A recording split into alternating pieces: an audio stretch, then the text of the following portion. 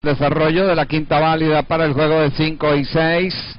Atentos allí al aparato de partidas. Atentos. Esperando el juez el mejor momento. Se dio la partida en la quinta válida. Ligero retraso para Frank Poker y ahora se quedó Verdeume en el último lugar. Viene Macunaíma ya a dominar la carrera. Cuerpo de ventaja sobre el ejemplar número 2, el caballo Ricky Ricón, que por la parte interior se ubica en el segundo.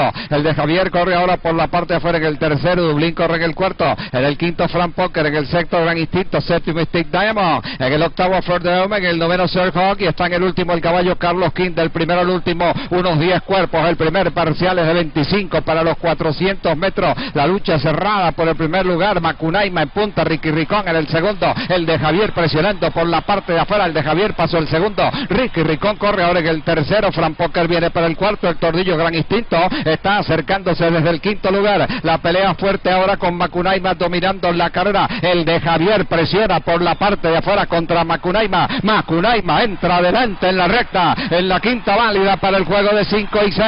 El de Javier está quedando en el segundo. Ricky Ricón corre adentro en el tercero. Y el tordillo Gran Instinto trata de atropellar por la parte central para el cuarto. En el quinto Dublín adentro. Se les escapa el caballo Macunaíma. Macunaíma dominando la carrera. Gran Instinto viene atropellando fuerte ahora por fuera. Pero Macunaíma trae muy buena ventaja para ganarles la carrera. Y les ganó Macunaíma. En el segundo en raya Gran Instinto.